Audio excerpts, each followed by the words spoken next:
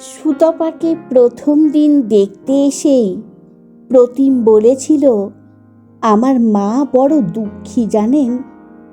বড়দা মেজদা আলাদা সংসারে চলে গেল বিয়ের পর।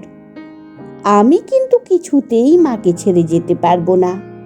পারবেন তো মায়ের সাথে মানিয়ে থাকতে? কিছু না বুঝেই ওপর নিচে মাথা নাড়িয়েছিল সুতপা। কিন্তু শাশুড়ির প্রতি কেমন একটা ভীতিও জমে উঠেছিল মনের কোণে। ছেলের বউরা তার সাথে মানিয়ে চলতে পারল না কেন? নিশ্চয় কোনো ব্যাপার রয়েছে। বিয়ের পর সংসার করতে এসে বুঝতে পেরেছিল শাশুড়িকে নিয়ে কোনো সমস্যা নেই, বরং অতিমাত্রায় ভালো মানুষ তিনি। ছেলে বৌমার মধ্যে কখনো নাক গলানোর চেষ্টাও করেন না। নিজের ঠাকুর আর টিভির সিরিয়াল নিয়েই তার পৃথিবী। এর বাইরে তার কিচ্ছু নেই।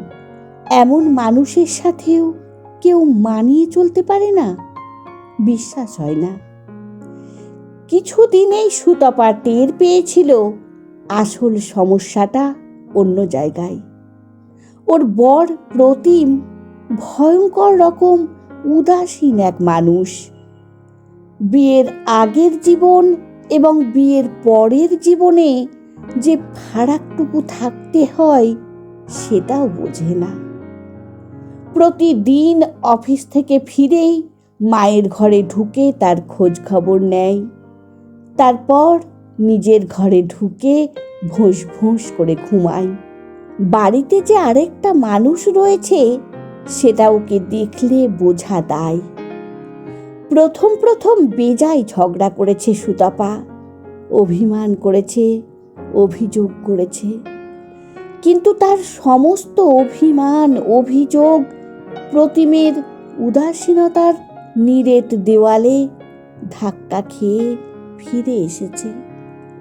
প্রতিম যেন রক্ত মাংসের এক রোবট, যার কোনো অনুভূতি নেই, অথবা থাকলেও সেটা আলাদা করে বোঝার উপায় নেই।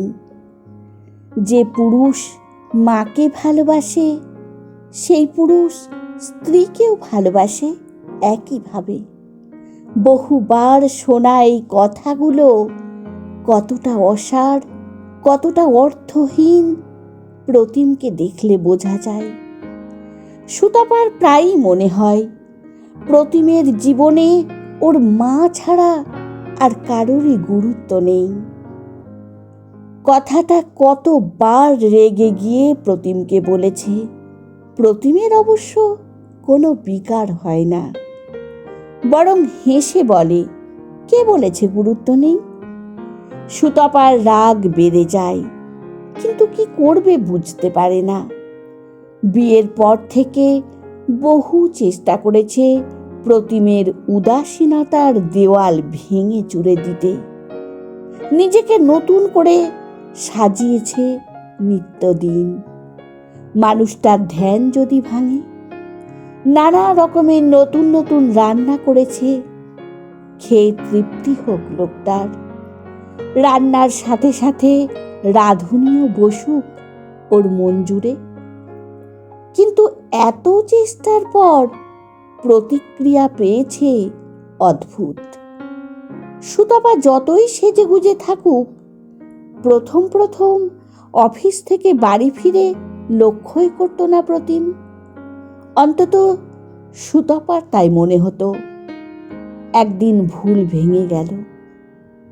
যেদিন প্রতিম অত্যন্ত বিরক্তির সাথে চোখ মুখ কুঁচকে বলল, প্রতিদিন এমন সঙ্গের মতো সেজে বসে থাকো কেন? খুব বিশ্রী লাগে। আর কোনো কাজ নেই তোমার?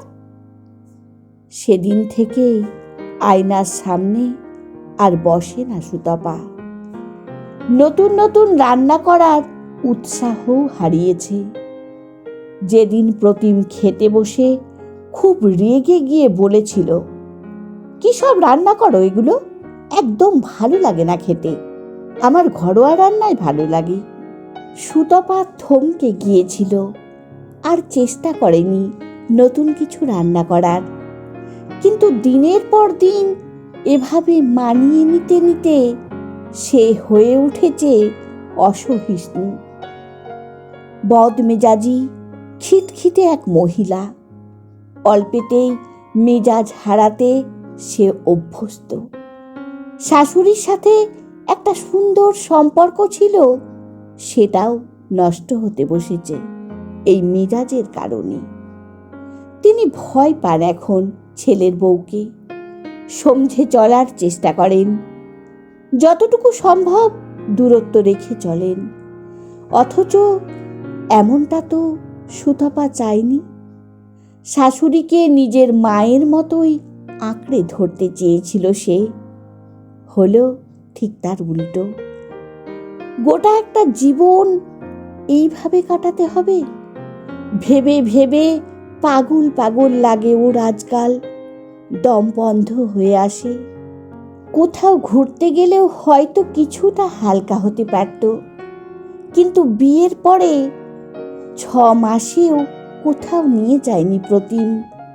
মাকে একা ফেলে রেখে কোথাও যাবে না, ওনাকে নিয়ে যাওয়াও যাবে না শারীরিক অসুস্থতার কারণে। সুতপা কিছু বললেই বলে, তুমি একা ঘুরে এসো না, অসুবিধে কি? প্রচণ্ড রাগে চুপ করে যায় সুতপা। এমন বেরসিক মানুষকে কিছু বোঝাতে যাওয়া তো ভুল, চেষ্টা করেও লাভ নেই, বুঝবেই না কিছু। ওর ইচ্ছে করে প্রতিমকে কঠিন শাস্তি দেয়, কিন্তু গার্হস্থ্য হিংসার বিরুদ্ধে মামলা করা গেলেও বেরসিক স্বামীর বিরুদ্ধে মামলা করা যায় কি না সুতপা জানে না। দেখতে দেখতে ধৈর্যের বাঁধ ভেঙে যেতে থাকে ওর। এক বিকেলে প্রতিম অফিস থেকে ফিরে আসার আগেই ব্যাগ গুছিয়ে বাপের বাড়িতে রওনা দিল। শাশুড়িকে জানাতে তার ঘরে ঢুকেছিল। তিনি অবাক হয়ে তাকালেন। কোথায় যাচ্ছ? মায়ের কাছে, সুতপা শুকনো গলায় বলল। হঠাৎ মানে? আগে তো বলনি কিছু, শাশুড়ি ভয়ে ভয়ে বললেন। আগে থেকে বলার কি আছে, আমার মায়ের কাছে আমি যাব, সুতপা কঠিন গলায় বলল। আচ্ছা আচ্ছা, সে তো বটেই, শাশুড়ি জোরে জোরে মাথা হেলালেন। বৃদ্ধার মুখের দিকে তাকিয়ে মায়া লাগছিল সুতপার। একটু নরম গলায় বলল, আসলে খুব ইচ্ছে করছিল, অনেকদিন যাইনি, যাও ঘুরে এসো। বৃদ্ধার মুখে হাসি ফুটেছে। তাহলে আসছি আমি, তুমি ভালো থেকো মা, বলেই বেরিয়ে এলো সুতপা। মা বাবা বেজায় খুশি, এতদিন পর মেয়েকে কাছে পেয়ে। বাড়িতে হুলুস্থুল শুরু হয়েছে। বিকেলে জলখাবারের এক গাদা খাবার মেয়েকে খাইয়েছে মা। হাঁসফাঁস লাগছিল সুতপার। নিজের ঘরে গেল একটু বিশ্রাম করবে বলে। গুছিয়ে বসেছে 2 মিনিটও হয়নি, তিয়াশা ঢুকলো হাসতে হাসতে। দিদি, প্রতিমটা এসেছে রে, তুই নাকি না বলে চলে এসেছিস? তেলে বেগুনে জ্বলে উঠল সুতপা। ইচ্ছে হয়েছে তাই এসেছি, বলে কই আসতে হবে নাকি? স্বামিত্ব ফলানোর বড্ড শখ। ছুটে ছুটে চলে এসেছে জবাবদিহি চাইতে। ছিলে ছেঁড়া ধনুকের মতো বিছানা থেকে ছিটকে উঠে বসার ঘরে গেল সে। গোবেচারার মতো মুখ করে চায়ে চুমুক দিচ্ছিল প্রতিম। সুতপাকে দেখে কাপ নামিয়ে রাখল। একটু যেন অবাক হয়ে বলল, তুমি এখানে আসবে আমাকে একবার বলতে তো পারতে। বলা নেই কওয়া নেই, এরকম হুট করে চলে এলে কেন? বেশ করেছি চলে এসেছি, তোমাকে সব জানাতে হবে কেন? অন্তত তোমাকে কোনো কিছু জানানোর প্রয়োজন মনে করি না আমি। কেন এসেছো এখানে? এই টিয়া, কি বলছিস? চাপা গলায় ধমক দিয়েছে বাবা। মা হতবাক হয়ে তাকিয়ে আছে। মেয়ের রুক্ষ ব্যবহারে খুবই অবাক তারা। তুমি এত রেগে যাচ্ছ কেন? প্রতিম হাসল। টাওয়েল ফেলে এসেছিলে, সেটাই দিতে এলাম। ব্যাগ থেকে নীল তোয়ালাটা বের করলো প্রতিম। রং জ্বলে যাওয়া তোয়ালাটার দিকে তাকিয়ে সুতাপা শুকনো গলায় বলল, এটা লাগবে না, আমি নতুন তোয়ালাটা নিয়ে এসেছি। তাই বলো। যেন ভারী স্বস্তি পেয়েছে এভাবে হাসল প্রতিম। তারপর উঠে দাঁড়িয়ে বলল, আমি তাহলে আসি। সুতপা চুপ করে রইল। মা আর বাবা অবশ্য ব্যস্ত হয়ে উঠেছে, জামাইকে না খাইয়ে ছাড়বে না কিছুতেই। জানে না প্রতিম যদি কারো সেন্টিমেন্টের দাম দিতে পারত। মা একা আছে, এই অজুহাতে দিব্যি বেরিয়ে গেল সে, সবার অনুরোধ উপেক্ষা করে। সুতপার রাগ আরও একটু বেড়ে গেল। অনেক দিন এই লোকটার মুখ দেখতে হবে না বলে স্বস্তি পেল মনে মনে। কিন্তু দিন দশেক যেতে না যেতেই ধূমকেতু আবার এসে হাজির হবে কে জানত। মা বাবা বেশ খুশি, বোনও খুশি জামাইবাবু এসেছে বলে।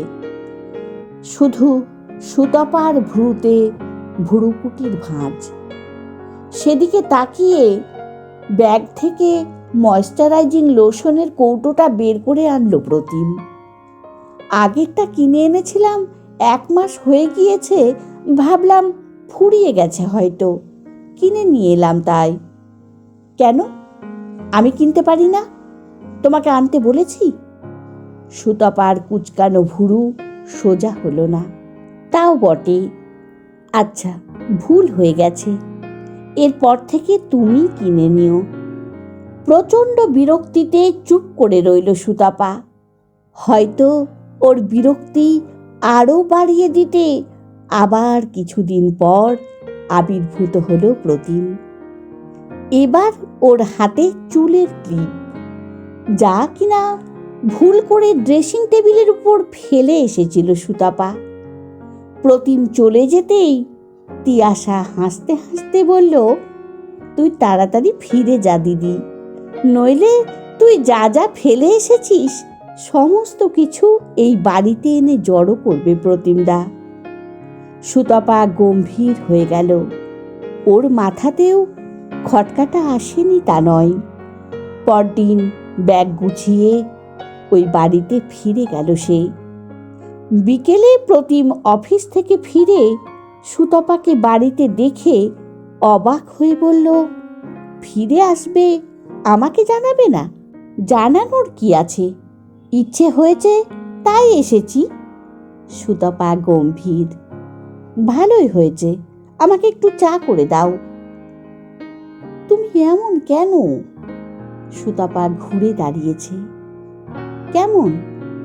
ওই বাড়িতে দেখা করতে যেতে না তুমি? তা কেন হবে? জিনিসগুলো ফেলে গিয়েছিলে তাই তো। আচ্ছা, আমি চা করে আনছি। প্রতিমকে থামিয়ে দিয়েছে সুতপা। তারপর ঝড়ের মতো বেরিয়ে গেছে রান্নাঘরের দিকে। সসপ্যানে চায়ের জল ফুটছে, সামনে দাঁড়িয়ে আছে সুতপা। চায়ের পাতা দিতে হবে, মনে পড়ছে না ওর। চোখ ভিজে যাচ্ছে বারবার। ওই লোকটা এত কেন চাপা? ভালোবাসা প্রকাশ করতেও এত সংকোচ। কারো কারো কাছে হয়তো ভালোবাসা এমনই আট পৌড়ে আর নরম। হয়তো তারা ভালোবাসাকে সন্তর্পণে লুকিয়ে রাখতেই পছন্দ করে। চা হয়েছে? হাঁক দিচ্ছে প্রতিম। হ্যাঁ, আনছি। তাড়াতাড়ি চোখ মুছে নিল সুতপা। তারপর 3টে চায়ের কাপ সাজিয়ে হাসি মুখে বেরোলো রান্নাঘর থেকে। বন্ধুরা, আমার গল্প পাঠ যদি আপনাদের ভালো লেগে থাকে তাহলে প্লিজ লাইক, কমেন্ট ও শেয়ার করে দেবেন। আর আমার চ্যানেলের নতুন বন্ধু হলে অবশ্যই সাবস্ক্রাইব করে সঙ্গে থাকবেন আশা রাখছি। ধন্যবাদ। ভালো থাকবেন, সুস্থ থাকবেন।